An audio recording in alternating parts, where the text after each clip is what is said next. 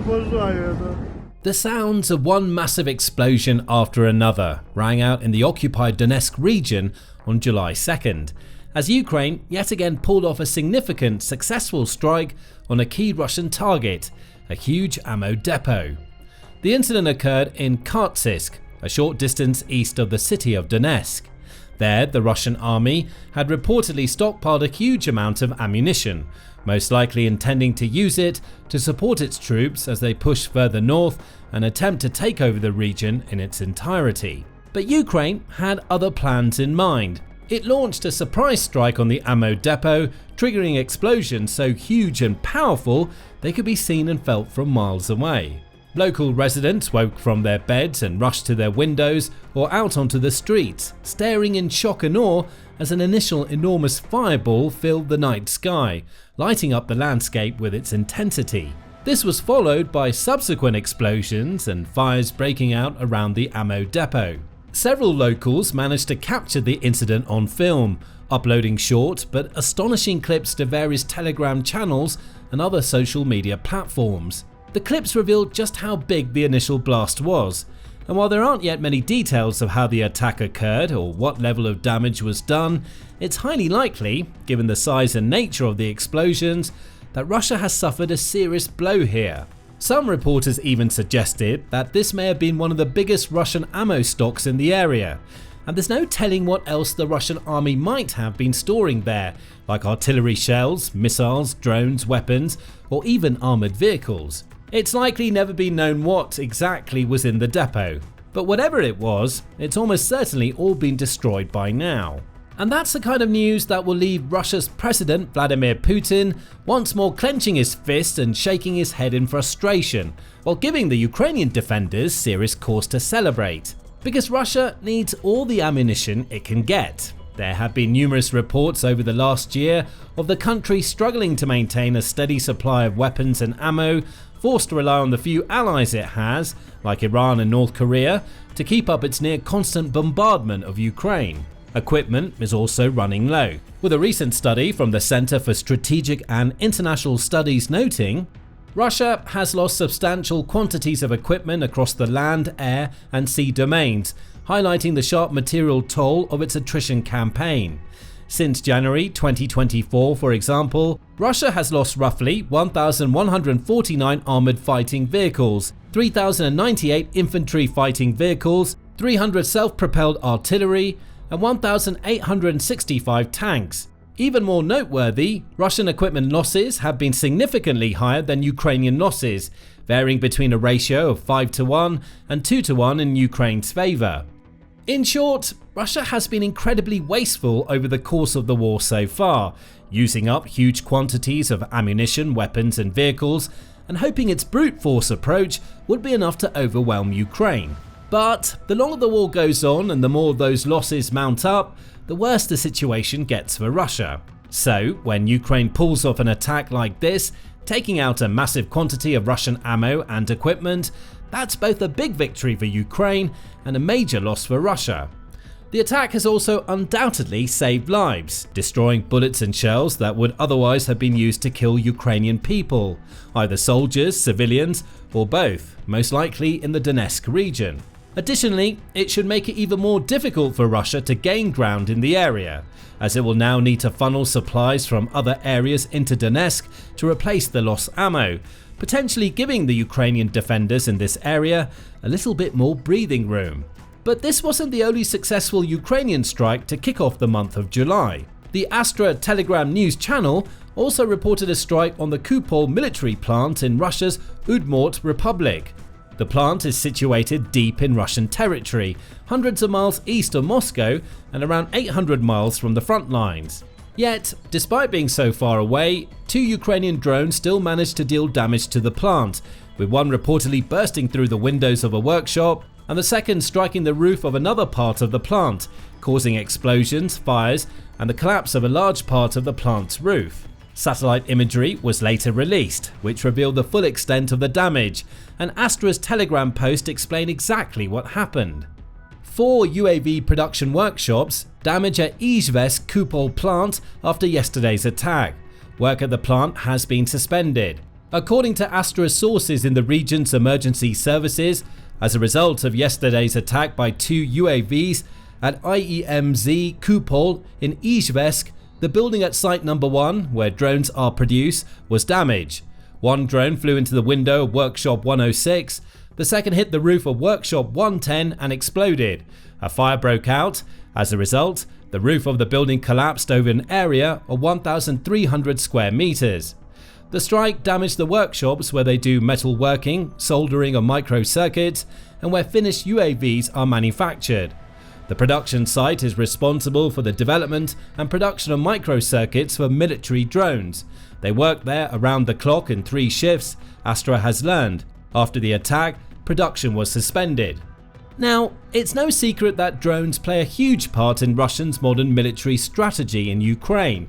It sends swarms of dozens or even hundreds of them over the border on a regular basis, striking at both military and civilian targets, blowing up schools, hospitals, and other public buildings, and causing huge loss of life.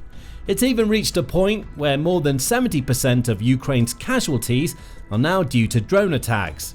So, putting a drone component production plant out of action, even just for a little while, is another big win for Ukraine, as confirmed and noted by the General Staff of the Armed Forces of Ukraine Telegram account.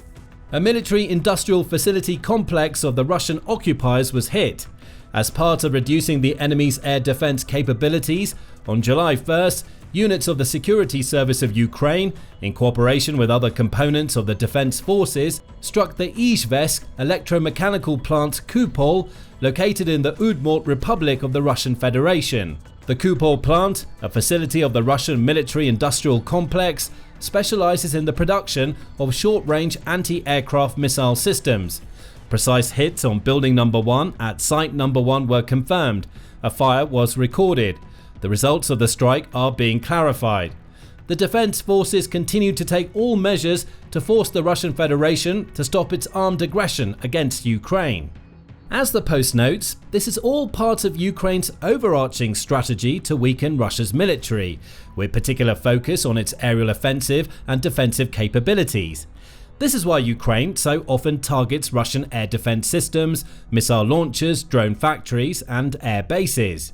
These are the kinds of locations where Ukraine can deal the biggest blows to Russia from both a military and financial standpoint.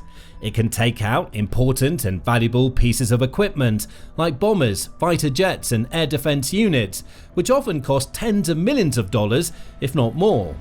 Ukraine also regularly targets other important strategic sites in occupied territory and on Russian soil, such as railways, bridges, oil depots, production plants, and so on. This too ties in with that all-important strategy that served Ukraine so well in the war so far, to focus on those large, high-value Russian targets. The logic behind this is simple. Ukraine knows its army isn't able to match Russia's in many of the most important metrics.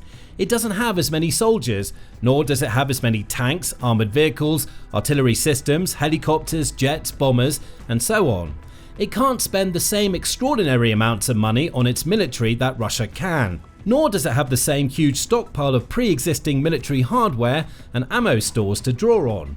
In a fight like that, with the odds stacked against it, Ukraine has to make the most of what it has, to extract as much value as possible from the equipment at its disposal, and deal as much damage, disruption, and chaos as it can with every single strike. It cannot afford to be like Russia, throwing away hundreds of drones and missiles on attacks that achieve almost nothing. Instead, it has to be more prudent and cautious with its resources. Ukraine also has to focus on the weak spots of the Russian war machine, crippling it, delaying it, slowing it down. By striking the likes of drone factories and production plants, Ukraine can achieve its objectives, making the war even more difficult for Russia to win and prolonging the conflict, while piling pressure on Putin and the Russian economy.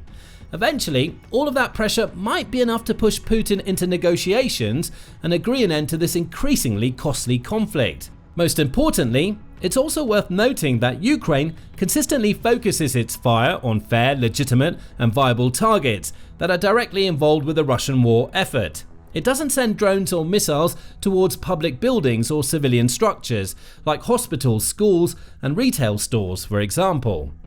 This is a stark contrast to Russia, which has repeatedly and ruthlessly targeted civilian infrastructure across Ukraine ever since the war began and continues to kill civilians with blatant disregard for the value and sanctity of innocent life.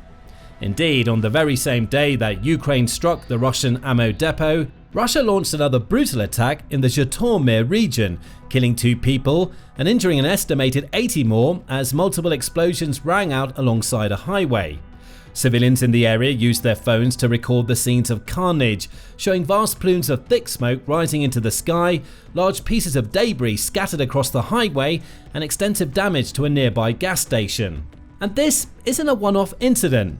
Russia is regularly firing bombs, missiles and drones at civilians, seemingly not caring one way or another how many men, women and children end up in the way of its onslaught. Indeed, a recent report from the UN Human Rights Office reveals that Russia is killing civilians more frequently now than at previous stages of the war, with a 37% rise in civilian casualties between December 1st, 2024 and May 31st, 2025, compared to the same period of the previous year. During that time, a reported 968 civilians were killed and 4,807 injured, mostly in Ukrainian-controlled territory. Danielle Bell, head of the UN Human Rights Monitoring Mission in Ukraine, summed up the findings. The war in Ukraine, now in its 4th year, is becoming increasingly deadly for civilians. Our findings strongly suggest a failure to distinguish between civilian and military targets, or worse, an intentional decision not to. The grim report also detailed numerous serious violations of international humanitarian law, citing allegations that Russia has executed a minimum of 35 Ukrainian prisoners of war, while also subjecting its POWs to terrible torture, violence, and inhumane detention conditions. As Bell explained, "These are not isolated incidents. They point to well-documented patterns of widespread and systematic torture that demand urgent accountability." And yet, in more damning proof of Russia's abject evil, the UN report also found that the country has been forcefully recruiting children from occupied Ukrainian territories to carry out sabotage missions on behalf of the Russian army. Some of the children have died while carrying out Russian commands. Bell says, "Using children to commit acts of sabotage or violence exploits their vulnerability and endangers their lives. It's a gross violation of their rights and a breach of international law." All of this just goes to demonstrate the stark contrast in how Russia and Ukraine have approached and managed their military campaigns during the war so far. Ukraine hasn't been perfect. It's also caused civilian casualties with some of its attacks, but has not plunged to the same ugly depths as Russia. It doesn't target civilian structures, it doesn't bomb hospitals and blow up schools, kill innocent families, or wipe out swathes of commuters riding the railway to work. Nor does it recruit children to assist with its operations or threaten migrants with imprisonment and deportation unless they fight on the front lines, as Russia has reportedly done. No, despite the heavy odds stacked against it and the amount of suffering the country has had to endure so far, Ukraine continues to defend itself not just resiliently but nobly, attempting to fight a just war in unjust conditions, even while its opponent follows a completely different strategy, using any and every tactic it can think of, no matter how immoral or illegal. And Ukraine is doing a truly impressive job, as reports continue to emerge of successful strikes like this one in Khartsyzsk. Indeed, only a few days ago, on June 30, Ukrainian forces celebrated a similar victory after striking a Russian command post also in the Donetsk Oblast. It was late in the evening of June 30 when explosions rang out in the Russian-occupied area of Donetsk. Local residents were woken by the sights and sounds of fires raging, and early reports suggested that Storm Shadow missiles, supplied to Ukraine by France and the United Kingdom, may have been used in the attack, which targeted the command post of Russia's 8th Combined Arms Army. The following day, the official General Staff of the Armed Forces of Ukraine Telegram account wrote a post detailing what had happened. On June 30, the Defense Forces of Ukraine successfully struck the command post of Russia's 8th Combined Arms Army in the temporarily occupied territory of Donetsk Oblast. At this time, enemy losses are being clarified. This high-precision strike significantly complicates the enemy's ability to plan and conduct operations in the Pokrovsk and Toretsk directions. The defense forces of Ukraine will continue systematic efforts to dismantle the command and control systems of the armed forces of the aggressor state. Ukraine will continue its fight until all Russian troops are withdrawn from the sovereign territory of our state and a just and lasting peace is restored. More to come. Glory to Ukraine. It's of the utmost importance that Ukraine continues these kinds of successful strikes on Russia to weaken and slow its progress, especially now at a time when there is so much pressure on Russia and Putin in particular due to the country's numerous crises. Russia has suffered more than 1 million casualties in the war so far, it's running out of equipment, and perhaps most importantly for Putin, its economy is crumbling, with leading financial heads like the boss of Russia's central bank and the country's Minister for Economic Development recently warning of an impending recession. In the wake of this, Putin has been forced to adjust his strategy, announcing that Russia will have to cut its military spending in 2026 in order to cope with the challenges its economy currently faces. Putin also appears to want to ramp up his offensives in key areas along the front lines, such as in Donetsk, with plans to push on into the neighbouring region of Dnipropetrovsk, as the defense forces of southern Ukraine recently reported on Telegram. The enemy does not abandon its intentions to enter the Dnipropetrovsk region, but our fighters courageously and professionally hold their front line, thwarting the plans of the occupier. This work does not stop for a moment. There's also the worrying fact that Putin recently made bold claims about all of Ukraine belonging to Russia, saying, "I've said it before, Russians and Ukrainians are one people. In this sense, all of Ukraine is ours. There's an old rule that wherever a Russian soldier sets foot, that's ours." The Russian leader also expressed desire to create a buffer or security zone along the border and has threatened attacks and attempted captures of large cities such as Sumy, stating, "We drove them out of the Khartsyzsk region, and now we're forced to create a security zone along the border. We're not planning to take Sumy, but I don't rule it out." In short, these are worrying times for Ukraine. It appears that the Kremlin is no longer content with the idea of taking over the 4 regions it originally targeted: Donetsk, Luhansk, Kherson, and Zaporizhia. It wants all of Ukraine instead, and will seemingly stop at nothing to achieve its aims, spending record amounts in 2025, ramping up its attacks, calling on its allies in North Korea and Iran to support its efforts, and showing no eagerness to agree any kind of fair or logical ceasefire agreement in the attempted peace talks earlier this year. In fact, reports show that during those very peace talks, Russia actually became even more aggressive, launching around 4,776 drone strikes in the 30 days following the start of the talks, compared to just 3,148 in the 30 days before they began. It's clear, Russia isn't interested in peace. It wants power, it wants to extend its territory, flex its muscle, and force Ukraine to give up. But Ukraine isn't giving up, and the fact of the matter that Putin has to face is that Russia can't keep up this war forever. It's running out of equipment, its soldiers are being killed and injured in large numbers, and its finances are spiraling out of control. And every time Ukraine strikes another of its command posts, ammo depots, or air bases, Russia suffers even more, falling further from victory and closer to defeat. Now, learn more about Ukraine's latest successes in our videos detailing the Storm Shadow strike on a Russian HQ and the Kupol factory attack. Or check out our deep dive into the numbers that prove that Russia cannot win this war and Putin will never see Ukraine fall into his grasp. And make sure to subscribe to our trusted news channel too for ongoing updates about the conflict.